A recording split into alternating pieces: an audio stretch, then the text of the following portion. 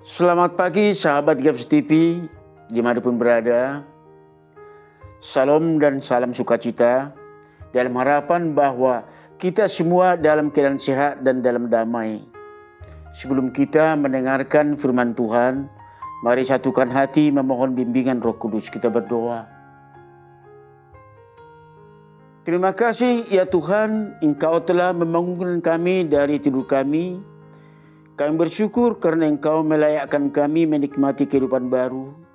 Isilah hidup kami oleh hikmat-Mu, agar kami terbimbing dalam melakukan aktivitas kami hari ini. Amin. Saudaraku yang kekasih, sapaan firman Tuhan yang menyapa kita di pagi hari ini tertulis dalam Matius 23 ayat 11. Demikian bunyinya. Siapa saja yang terbesar di antara kamu, hendaklah ia menjadi pelayanmu. Keinginan menjadi orang besar dan terhormat adalah manusiawi.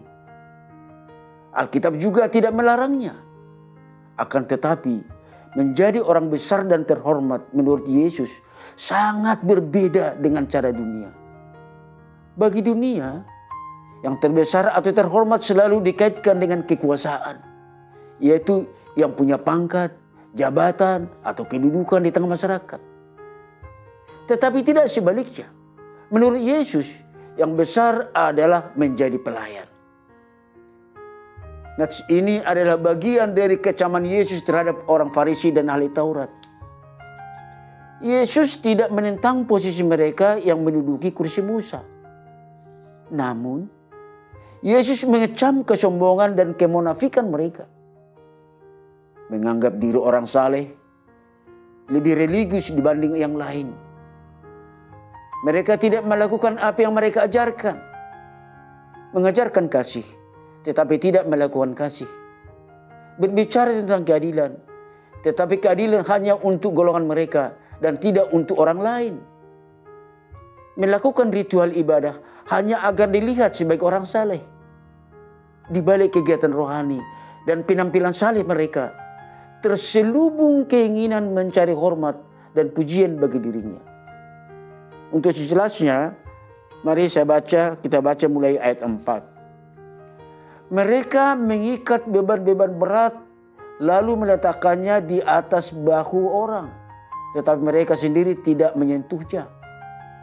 Semua pekerjaan yang mereka lakukan hanya dimaksud supaya dilihat orang. Mereka memakai tali sembahyang yang lebar dan jubah yang panjang. Mereka suka duduk di tempat terhormat dalam perjamuan dan di tempat terdepan di rumah ibadat. Mereka suka menerima penghormatan di pasar dan suka dipanggil Rabbi. Merujuk kepada pemahaman umum bahwa yang dilayani lebih terhormat daripada yang melayani. Akan tetapi, Yesus mengajarkan sebaliknya, bahwa yang lebih terhormat dan lebih besar adalah yang melayani. Kerajaan surga tidak berbicara tentang kekuasaan, tetapi melainkan tentang kasih. Melayani dengan kerendahan hati. Tuhan Yesus menegaskan bahwa kerajaan surga berbeda dengan pemerintahan dunia. Menurut hukum dunia, siapa yang berkuasa, dialah yang dilayani. Yang terbesar di dalam kerajaan Allah adalah siapa saja yang rela merendahkan hati, melayani sesama dengan tulus hati. Siapa yang mau melayani, justru dialah yang terbesar. Dalam ayat 26 pasal 20, saya bacakan.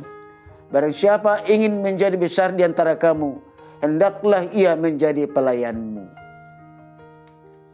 Dengan ini kita bisa mengerti apa yang dimaksud Yesus dengan melayani, yakni bukan melayani diri, melainkan memberi diri.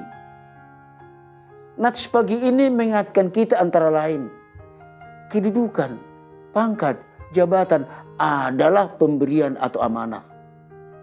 Hendaknya jangan digunakan sebagai sarana untuk menguasai atau sebagai sarana untuk mengeruk kemudahan bagi dirinya atau untuk mencari hormat. Orang percaya hendaknya jangan berusaha untuk meraih kedudukan yang tertinggi, dengan maksud untuk menguasai atau memerintah orang lain. Sebaliknya, mereka harus memberikan diri untuk menolong orang lain dan khususnya bekerja demi kesejahteraan rohani semua orang, khususnya kepada penyandang jabatan kerjawi. Melayanilah. Tidak digunakan untuk melayani berarti pengingkaran terhadap janji kepada Tuhan. Seorang pemimpin hendaknya seorang yang bersedia dipimpin. Seorang pemimpin rohani hidupnya harus terpimpin secara rohani. Sebagai pengikut Kristus, melayani hendaknya menjadi gaya hidup dalam keseluruhan hidup kita. Menjadi pelayan adalah orang yang menghambakan diri dengan rendah hati. Kerendahan hati adalah sikap bijak di mana seseorang memposisikan dirinya agar tidak merasa lebih penting atau lebih benar daripada orang lain. Sebaliknya, kesombongan adalah sikap di mana seseorang cenderung merasa dirinya lebih penting dan lebih benar daripada orang lain. Atribut apapun yang kita sandang, hendaklah jangan membuat kita lantas membusungkan dada. Jangan sombong. Amsal 22 ayat 4 berbunyi, ganjaran kerendahan hati dan takut akan Tuhan adalah kekayaan, kehormatan, dan kehidupan. Amin.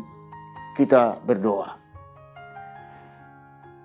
Firman-Mu ya Yesus telah menyadarkan kami agar hidup kami selalu rendah hati. Engkau menghendaki agar supaya kami cari hormat atau cari panggung untuk meraih pujian, tetapi melayani sesama dalam kerendahan hati. Betapa hati kami sering berbalut kepura-puraan, tetapi di hadapan-Mu tiada yang tersembunyi. Ampunilah kami. Isilah hati kami oleh hikmat-Mu, agar kami tulus melayani sesama di dalam kerendahan hati. Amin.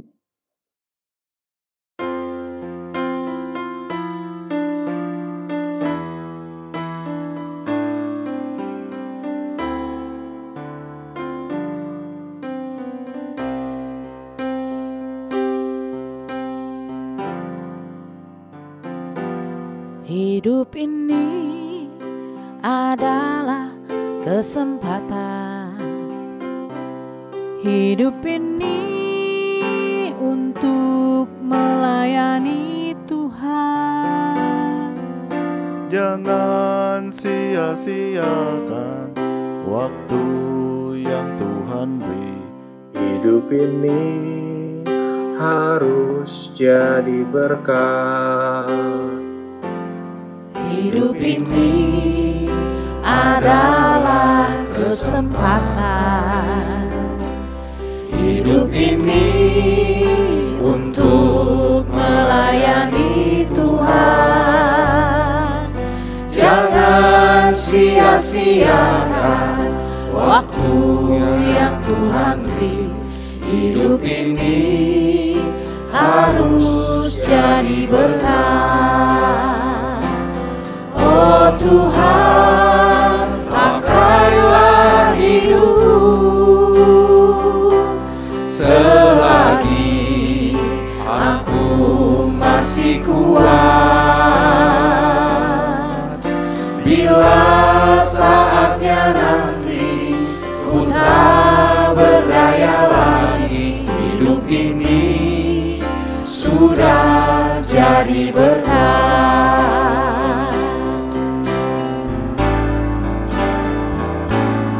Oh Tuhan, pakailah hidupku selagi aku masih kuat. Bila saatnya nanti ku tak